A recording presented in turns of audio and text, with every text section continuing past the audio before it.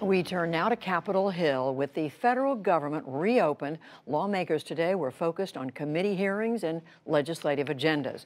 But the pressure to avoid a second shutdown hangs over Congress. To discuss all this and more, I'm joined by Republican Senator Susan Collins of Maine. Senator Collins, welcome back to the NewsHour. So first question, what do you think the prospects are of another shutdown in 3 weeks? I'm very optimistic that we can avoid another shutdown. Shutdowns are never justified, no matter what the cause may be. And I believe that those who thought a shutdown would be worthwhile have been disabused of that notion.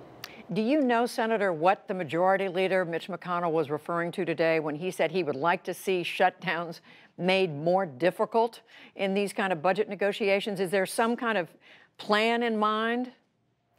There are a couple of bills that have been introduced that would have a mechanism by which government would go on what we call a continuing resolution, a stopgap funding at the current levels in order to avoid any shutdown.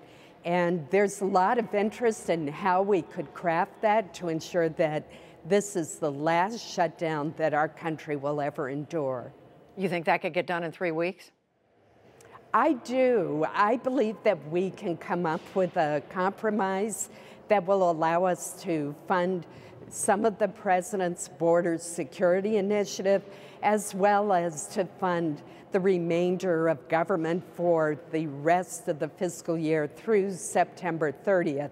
And part of that package may well be some sort of legislation that has a mechanism to ensure that no matter what the policy disputes may be, that there will not be a future shutdown. Well, I want to ask you about the president's demand for money for border security, because he is continuing to say there has to be money here for some kind of physical barrier at the border. Democrats, as you know, are saying no money for a physical barrier.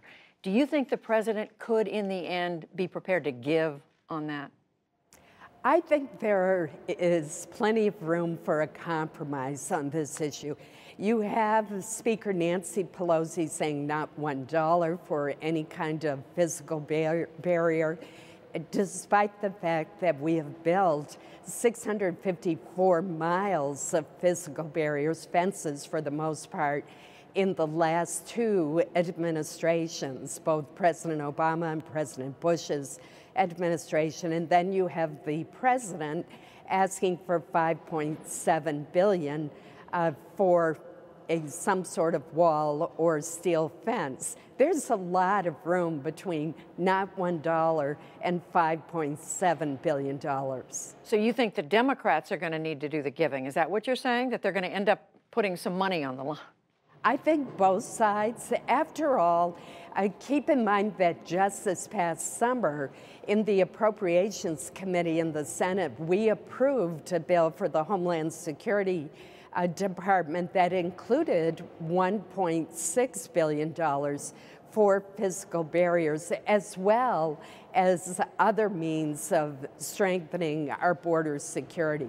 The president's plan is actually $7 billion beyond that, because it includes more Border Patrol agents, immigration judges, sensors, roads to remote areas, new technology.